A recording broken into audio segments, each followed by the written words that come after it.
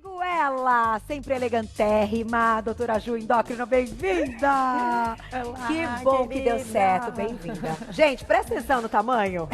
Presta atenção, vamos fazer a pauta sentada, não é verdade? Bem-vinda, doutora. Obrigada, querida. Tava muito feliz conversando com as meninas e que bom que deu certo com a sua agenda, porque o tema hoje é muito legal. Vamos falar dos 10 mitos da década de 70. Bom, dos últimos muitos anos que a gente viveu acreditando e que isso de fato tem gerado muita, vou usar um termo, muita controvérsia e eu acho que deixando as pessoas em questões o tempo todo. Mas peraí, eu vi isso, mas agora é isso, mas eu quero... Gente, vamos entender de uma vez por todas, a pauta tá divertidíssima. Eu tava dando risada a cada momento lendo a pré-pauta. Vamos começar então? Vamos com tudo. Sim. A gente vai colocar na tela então os 10. Vamos um a um. Primeiro, na tela. Você deve comer de 3 em 3 horas. Vamos colocar esta carinha? Escolhe a sua carinha. Cada uma vai colocar uma carinha. De 3 em 3 horas? E você chorando de rir. O que acontece, doutora Ju? Explica pra gente. Tem menor necessidade, né, gente, de alguém ficar comendo assim o dia inteiro. Você pensa, você tem... a gente nasceu, né, naquela época das cavernas, venceu toda aquela etapa tão difícil. Geneticamente, a gente é igualzinho aquele homem das cavernas. E naquela época, a gente sobrevivia muito bem, longos períodos sem ter muito alimento disponível, seguido de uma fase mais farta de alimento, muita sazonalidade no que se tinha disponível para comer ou não. A gente se adapta muito bem. Essa história de 3 em 3 horas, ela vem porque o tempo de esvaziamento do nosso estômago é, em média, 3 horas. Entendi. Então, essa ideia vem de uma tentativa de manter a criatura alimentada pelo maior tempo possível, saciada pelo maior tempo possível, para que ela procure menos comida. Certo. Mas isso não está ajudando as pessoas a emagrecerem, não. Porque elas estão comendo além das calorias que cabem naquele dia, porque estão tentando ficar dentro das 3 em 3 horas. E incompatível, de certa forma, com a genética das pessoas. A gente não precisa comer assim, a gente precisa se sentir saciado, sim, mas baseado na qualidade do que a gente come, não na temporalidade. Disse tudo. Aproveitem, mandem perguntas ao vivo, que ela é bafo. @VocêBonitaTV. Próximo mito na tela. Você precisa comer carboidratos para o seu cérebro funcionar? Esse eu peço licença para usar a carinha do Rolando de Rir. E aí, não, doutora né, Ju? gente? Não que precisa. História é essa do cérebro funcionar, do carboidrato? Meu Deus, vamos lá. Então, o cérebro, ele gosta muito de usar glicose. Ele é um combustível fundamental, de certa forma, para o funcionamento do nosso cérebro. Mas a gente faz glicose de qualquer coisa. A gente não faz glicose só do carboidrato. A gente faz glicose das proteínas, a gente faz glicose das gorduras. E, por incrível que pareça isso, eu acho que a gente ainda fala desse mito, gordura faz muito bem. Vamos pensar assim, como se a gente fosse um carro. Não faz sentido, não é inteligente que a gente venha, enquanto seres humanos, que a gente tenha vindo a funcionar só com um tipo de combustível. Tá. Seria uma desvantagem metabólica para a nossa sobrevivência. Certo. Então, nós somos dotados de mecanismo flex, nós somos flex também. E a gente vive muito bem com outros combustíveis, inclusive cérebro funciona melhor com beta-hidroxibutirato, que vem de gordura. Então, o metabolismo cerebral, ele funciona maravilhosamente com gordura também, não precisa necessariamente de carboidrato. E ultrapassar aí as quantidades. Por isso que a gente está botando os mitos e você vai juntando com as suas perguntas. Queria aproveitar nesse, que você tocou no assunto da gordura. E é interessante, tem alguns livros lançados e eu até estava comentando nas minhas redes sociais. Esses livros que falam disso, eu não consigo ler o livro inteiro. Eu vou lendo capítulos e partes, juntando um lé com o cré para buscar o outro, que eu acho que é mais entusiasmante. E um deles conta um pouquinho o porquê as pessoas passaram a ter medo de gordura. Eu acho legal você contar um pouquinho disso, porque tudo tá ligado a uma questão da indústria também, gente. Certo? A indústria, para vender, precisou manipulou ali. Ah, então ninguém pode mais comer gordura? Como é que faz para o industrializado ficar gostoso? bota carboidrato. Bota carboidrato, Não é que é uma mais, coisa assim? inclusive, porque é mais barato, né? Então, esse fica, o carboidrato, ele tá, de certa forma, tão incorporado na nossa vida, porque é um nutriente mais disponível, que dura mais Tá, e que é mais barato.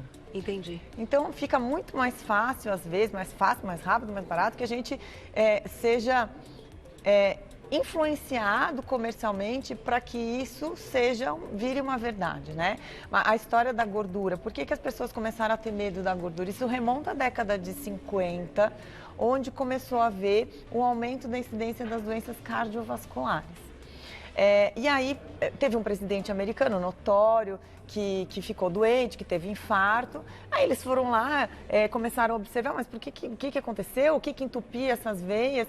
Foram observar a placa de aterosclerose e ela, de fato, é feita de gordura. Então, foi um raciocínio meio lógico. Bom, se a placa que entope as artérias, ela é uma placa de gordura, vamos tirar a gordura da vida das pessoas, porque aí a gente resolve o problema da doença cardiovascular, o que obviamente não deu certo. Porque já que a gordura é um nutriente assim tão importante para o nosso funcionamento cerebral, o metabolismo como um todo, importantíssimo para a saciedade, quando a gente tirou a gordura da comida das pessoas, a gente gerou um problema de dificuldade de saciedade e de geração de energia. E aí todo mundo começou a comer além da conta e a indústria colocou no lugar da gordura o carboidrato, como a gente comentou. Outro nutriente, né? Porque cá entre nós proteína é muito bom, mas a proteína não é uma boa fonte de energia. A proteína é um nutriente que a gente usa para construir. Ela é importante para a construção, mas não para a geração de energia. Muito bom. Próximo mito, olha lá.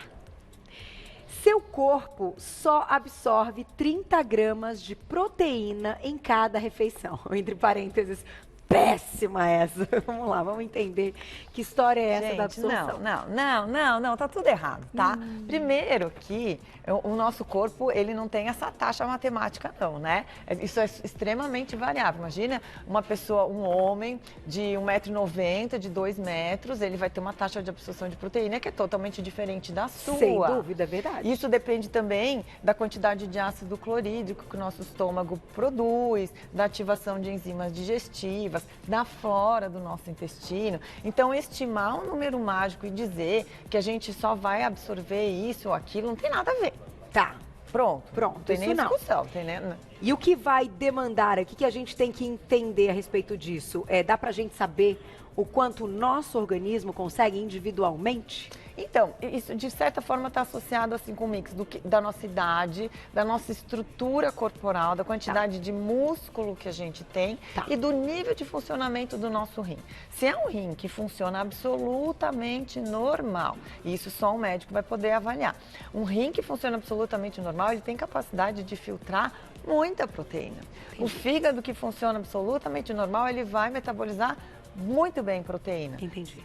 Então é muito variável. Então, gente, isso, claro, tem que passar pela consulta médica. Eu vou colocar já o próximo na tela e você vai me contá-lo daqui a pouquinho. Olha esse. É perigoso entrar em cetose. Tá aí. Vamos lá, doutora Ju, que essa é interessante. Lembrando que tudo isso que a gente está contando e revendo esses mitos das décadas passadas, é claro que a gente está falando dentro de uma explicação e com todos os argumentos. A doutora, eu falo, gente, ela é espetacular, então pode mandar pergunta que a gente responde ao vivo. Só que todas as pessoas que estão nos assistindo precisam de uma avaliação individual, tem que ir ao médico, né? Então, assim, a gente for falar da cetose agora, aí você vai falar, nossa, então vou fazer sozinho. Opa, claro que aí, né? Vamos voltar aí. Não, essa é outra, Glaucia, a gente já fala da cetose agora. Essa daí é daqui a pouco, volta o mito. Volta, vamos lá. Entrar em cetose, acho que era isso, né? Perigoso? Esse era perigoso à saúde. Isso. Vamos lá. Bom, da onde que vem isso, né? Vem por causa de uma complicação aguda do diabetes, grave e aguda, que se chama cetoacidose diabética. Certo. Quando uma pessoa com diabetes entra em cetoacidose, uma descompensação onde a glicemia sobe, e aí existe a produção de corpos cetônicos, os níveis de cetona no sangue, eles vão lá para cima e realmente é uma situação de risco de vida. A cetose nutricional, que é essa que a gente estava falando, que é a cetose da adaptação ao período de jejum, ou por um aumento ou por uma diminuição de consumo de carboidrato com aumento de gordura, da ingesta de gordura, ela não tem risco à saúde. Pelo contrário, o nosso corpo, ele entra em processo de reparo de forma muito melhor em cetose. Por isso que, de certa forma, o jejum ficou famoso.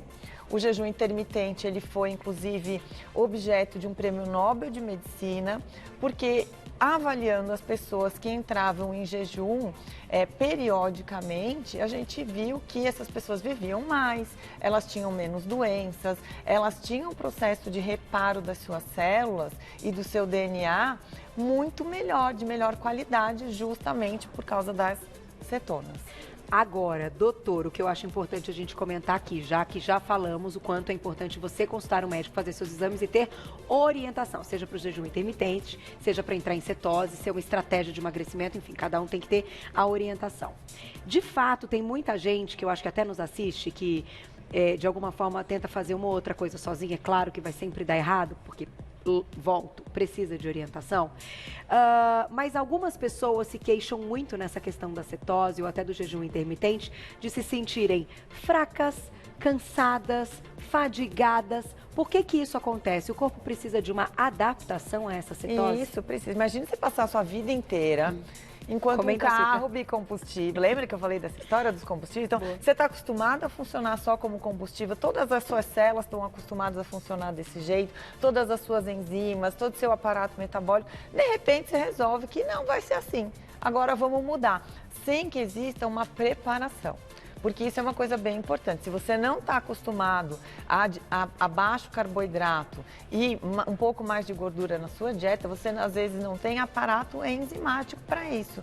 Não tem, às vezes, vesícula biliar que te ajude a produzir os sais biliares. Entendi. Então, você, durante algum tempo, você vai sentir os efeitos da má adaptação à mudança de combustível.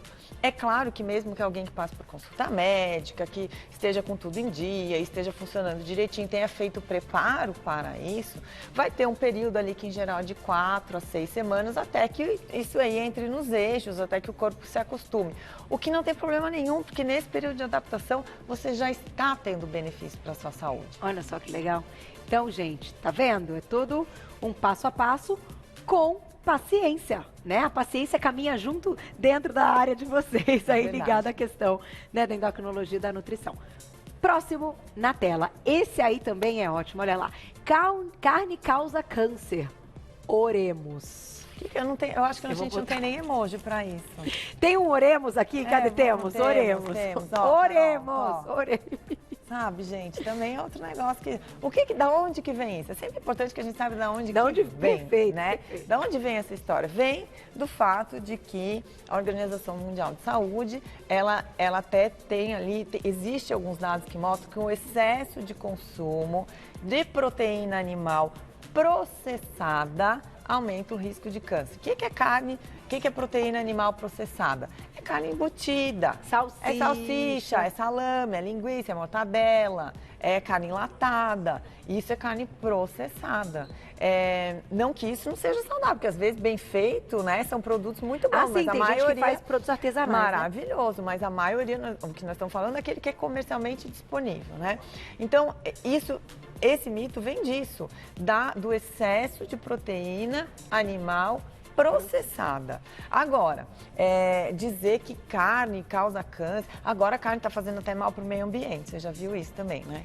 Pois é, uma discussão que eu falo, tem umas discussões que é melhor a gente não entrar aqui, porque eu acho que tem que usar sempre o bom senso. Se o mundo só consumir isso, nossa, coitado daquilo. Se o mundo só consumir aquilo, coitado do isso. Então, gente, vamos ter...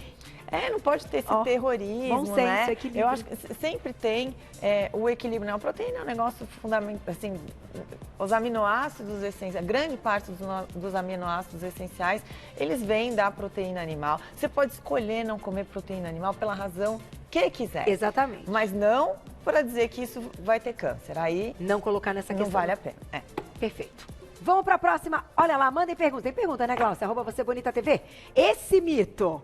Se você tem ácido úrico alto, precisa parar de comer carne vermelha De volta com o nosso Você Bonita, hoje recebendo a endocrinologista, a doutora Ju. Ela é conhecida assim, né? Já falou assim, doutora Ju. E daí a gente já está ali ligada diretamente a estas questões que estamos falando hoje, dos 10 mitos das décadas passadas, colocamos década de 70 e tal, apenas para dar um...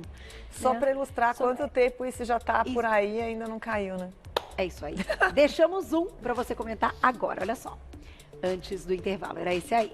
Se você tem ácido úrico alto, precisa parar de comer carne vermelha. Antes, de onde vem esta informação?